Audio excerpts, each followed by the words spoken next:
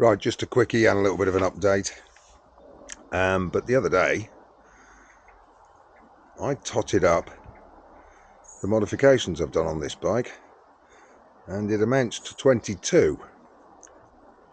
I didn't realise it was that many. Now, some you can't see. You can't see the progressive fork springs, the camshaft. You can see the replacement plug caps, but you're never going to be able to tell just from looking at them that they are the replacements that Triumph put on when the bike was new. They had a fault with them initially, so you can't see that one. Canine filter, you can't see that, but side view of the bike shows almost all the other modifications. Most of them are in pairs,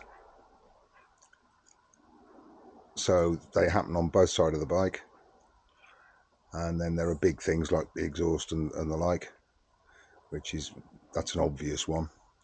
But there are some subtle ones as well, very subtle ones that you probably wouldn't notice. And the reason that I'm making this film is because at a bike night the other night, there was one guy who owns a Triumph Scrambler who spent absolutely ages looking over mine. And I was a distance away, but I could see him. He was a good 30-40 minutes looking at every last little detail. And I think he found a few of the subtle modifications and started looking for more. Whether he found them all or not, I don't know, because by the time I went to go over and have a chat with him, he disappeared. Anyway, enough of that.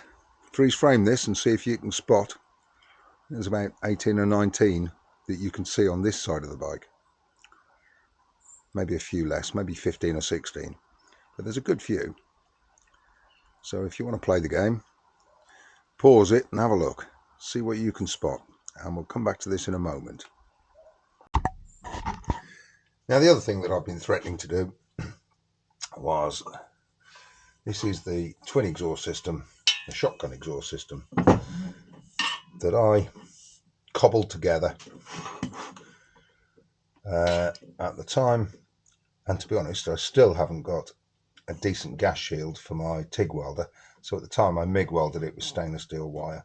So the welding isn't that neat on it. And I just did a quick job just to see what it would sound like and what it would look like. And it was great, sounded brilliant. It didn't look too bad, but the problem is it's dead straight. So your right leg has to kink out a little bit further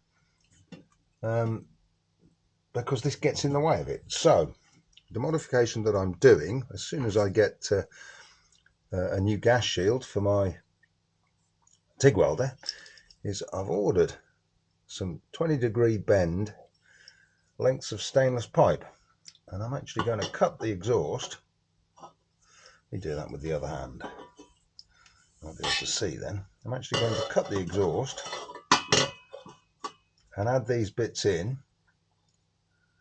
and it will give it just a little tiny bit of a kink in, a 20-degree kink in, which is actually the same as the Vance & Hines. That's 20 degrees. So I'm going to chop and weld a couple of them in, a couple of these, and then I've got to fabricate a new heat shield, one that's bent to 20 degrees. I don't know how I'm going to do that yet. I haven't worked that out. And hopefully I'll be able to actually use this system longer term. So I'm going to start doing that soon. No big rush. That's something that I'd like to get completed, done, dusted, finished, and on the bike for the winter. I've got a few months yet, so I'm in no rush to get this done. I'm going to do it properly, take my time with it. Right, let's go back and look at the bike. Two little additional modifications that I've done very recently. One you'll be able to see there. I defy you to spot the other one. So we'll do the one that you can see, and you may well already have spotted it. But the one thing I'm not keen about on Triumphs is the modern Triumph logo. I don't think it looks great. So I dumped it and put a patent plate. That's actually a reproduction, but it fits. Stuck one of them in there with double-sided all-weather sticky stuff, which is how the original's held in. So that's a really easy and inexpensive modification if you want to do that one. And it fits, piece of cake. The only thing you can't use is the 3 little rivets. It's got a hole in each corner, and there's little rivets, serrated rivets that you push into the original casings on the old Triumphs. I suppose you could drill your cover, but that'd mean taking it off and measuring thicknesses and mucking about, so I didn't bother. I stuck that in with double-sided stuff, and it's just got a little blob of silicone in each of the holes to stop the weather getting behind it. Now the other modification is a very subtle one, and we're looking at the back end of the bike. I've cut the chain guard. Chain guard used to stick out to about there. I've chopped a chunk off it so it doesn't stick out this far. It's the original chain guard. It's one of the few things I've actually chopped that's original to the bike. So if I wanted to go completely back to original,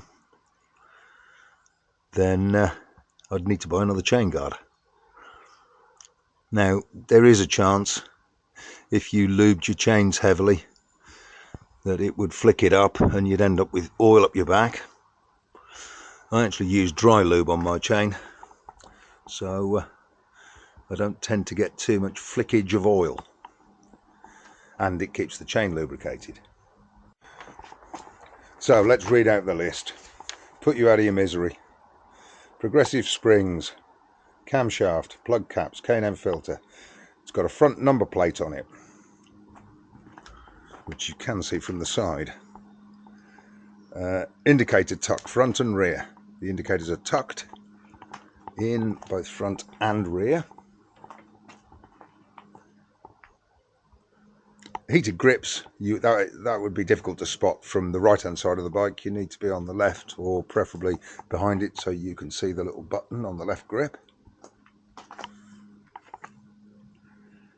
Underbar mirrors, I did a film about that a long time ago. Monza fuel cap, not Triumph specific, that's a universal one. Engine bars, they are Triumph specific. Where are we? Oh, the plate on the side of the engine, the patent plate. We've just gone through that one. Folding gear lever on the other side off a Honda CRF, a 230 CRF. I actually put a little rubber sleeve on that piece of tube to stop it scuffing my boots up, and that's worked. Where am I? Crankcase breather, that's on this side as well. I mentioned that not that long ago. I went through what I did to modify that, so it no longer goes in and feeds back through the air filter. It now breathes to atmosphere. Number plate side panels, they're a pair, so you can see them from either side of the bike.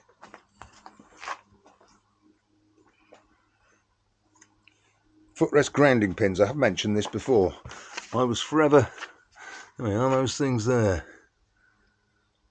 They were longer, the originals, and I was forever catching them, grounding them around corners, so I just put cap head bolts in there, and to date I haven't caught them. I'm reading from a list here. Tail tidy, now that's a double modification, that is, a tail tidy, a Motone tail tidy, but I've also tucked it in so the backlight is now flush with the back of the bike. As original, they stick out. Rear shocks, that's a pretty obvious one.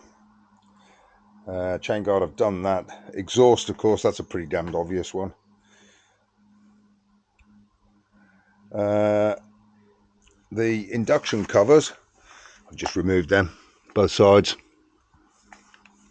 just to make it a bit more see-through in the middle. And the sump guard, that's a fairly subtle one, that is. That's a universal motocross sump guard. I don't think it's specifically motocross. It's motocross, enduro, whatever. But it's universal, and the minorest amount of, is there such a word as minorist? The most minor amount of cutting meant it fitted.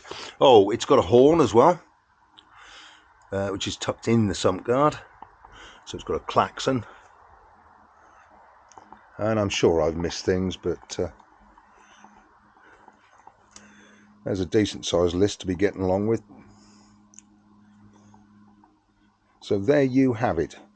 Work in progress is going to be, of course I'll keep an eye on things, tyre pressures. Actually, I'm due to have a new tyre. I've worn a front tyre out before the back one. Demon braking. So my front tyre is getting very thin.